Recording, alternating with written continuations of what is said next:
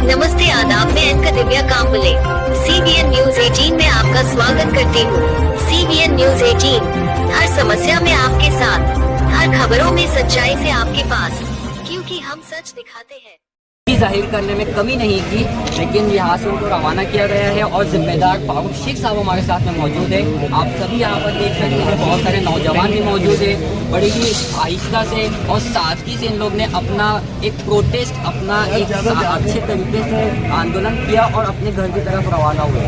हम फारूक शेख साहब को पूछना चाहते हैं कि आपने ये कदम उठाया फ़लस्तीन के हक़ में, और जैसा कि दुनिया में अलग अलग, पूरी दुनिया दो तरीकों में बढ़ चुकी है। ह्यूमन राइट्स का ह्यूमिलेशन हो रहा है पूरी दुनिया में, और बहुत सारे लोग किसी के हक़ में है तो कोई किसी के हक़ में। आज आपने फ़लस्तीन के हक़ में गवाही दी, क्या कहना चाहिए?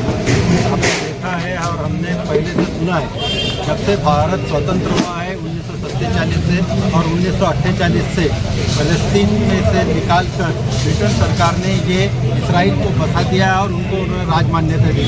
अगर हम उसका पूरा इतिहास देखेंगे 1550 से लेके तो 1967 तक के, ये देखेंगे कि पूरा अरब ममालिक का ये स्टेट था, उनके हाथों में थी, उनकी लोक संख्या कुछ भी नहीं थी। लेकिन 1967 में ये इंग्लैंड ने, ब्रिटेन ने उनको ज़बरदस्ती एक हक दे दिया, और जहाँ 56% लैंड हमारी रहती थी फ़लस्तीन की, वो आज उनके पास 12% लैंड है। अगर वो अपने हक के लिए लड़ रहे हैं, अपनी ज़मीन के लिए लड़ रहे हैं, अपने स्वतंत्रता के लिए लड़ रहे हैं, जैसा कि हमारे महात्मा गांधी से लेकर सबों ने लड़ा, तो वो अपनी हक के लिए लड़ाई लड़ रहे हैं, तो उनको हम आतंकवाद कह ही नहीं सकते। और वो आतंकी नहीं है जो अपने हक के लिए लड़ता है, अपने स्वतंत्रता के लिए। इसलिए वो एक बात है। दूसरी बात है कि मस्जिद अक्सा जो कि उन्होंने एक इलीगल तौर पे अपने ताबे में रखी है, उसको छुड़ाने के लिए सुलेमान अय्यूबी के बाद से फिर से वो उनके ताबे में। इसलिए ये कोशिश पूरी दुनिया के, पूरे मुल्क के मुसलमानों की हमेशा एक ही दुआ रहती कि अल्लाह ताला मस्जिद अक्सा को आज़ाद कर दे और फिर से मुसलमानों के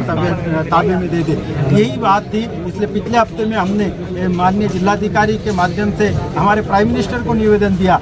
निवेदन में हमने कहा कि आप प्राइम मिनिस्टर ऑफ इंडिया और प्रेसिडेंट ऑफ इंडिया ये जल्द से जल्द यूएनआई को एक अपना मेमोरेंडम दे और उन्हें कहे कि युद्धबंदी करे, क्योंकि युद्धबंदी के नियम पूरे के पूरे इजराइल तोड़ रहा था। परसों आपने देखा कि उसने एक हॉस्पिटल पे बमबारी की, जहाँ पे 500 से 1000 लोग मारे गए। आप अगर एक स्टैटिस्टिकल देखेंगे तो जब ये हमले कर रहा है तो मासूम बच्चे आज की तादाद में 2023 में 1000 के ऊपर मासूम बच्चों की तादाद है। हम मेल फीमेल की और एडल्ट की बात ही नहीं कर रहे। ऐसे मासूम बच्चों के साथ ये नाइंसाफ़ी हो रही है। इसके लिए यूएनआई का ख्याल जाए, इंडिया भारत सरकार उसके लिए मिनिस्ट्री का साथ दे, और हमारी ये नीयत थी। और हमने कल के दिन ये तय किया अल्हम्दुलिल्लाह, एक सादे से मैसेज पे अल्हम्दुलिल्लाह। हमको ये उम्मीद नहीं थी, 100-200 की उम्मीद थी, लेकिन यहाँ हज़ारों की तादाद में हमारी माएँ बहनें सब आई।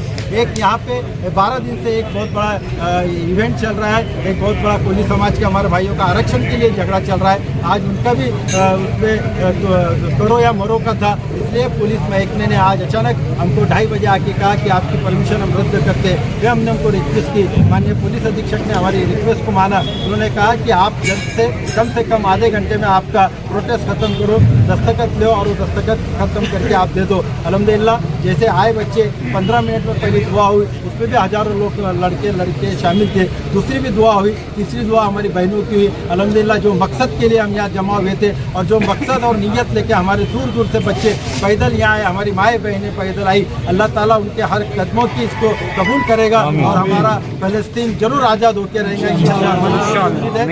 ये मैं फिर, क्योंकि वक्त कम होने की वजह से हमारे नौजवान, हमारे बुजुर्गों को हमको रिक्वेस्ट करना पड़ी कि आप जाओ। मुझे बहुत दिल दुख रहा था, लेकिन क्या करूं, क्योंकि पुलिस ने ये वार्निंग दी थी कि हम जितने आएंगे उतनों पे गुनाह दाखिल करेंगे। मैंने कहा था साहब आप मेरे पे कर लो, लेकिन मेरे भाई बहनों पे मत करो। उनकी कोई गलती नहीं, वो अपने दीन के लिए आ रहे, अपने मजहब के लिए आ रहे हैं और उनके दिल में जज्बा है। हम किसी तरह का कोई भारत के खिलाफ या हम किसी मुल्क के खिलाफ यहाँ नहीं दे रहे। हम ये कह रहे हैं कि युद्धबंदी होना चाहिए और बैठ के बात होना चाहिए, और जिसका जो हक है उसको हक मिलना चाहिए। इसके लिए कोशिश थी और मैं फिर से अल्लाह का शुक्र अदा करता हूँ कि उन्हें बहुत कामयाब कर दिया हमारे नौजवान। मैं अलविदा लेती हूँ, आपकी एंकर दिव्या कांबले। देखते रहिए CBN। Press the bell icon on the YouTube and never miss another update. खबरों में सच्चाई से आपके पास, क्योंकि हम सच दिखाते हैं।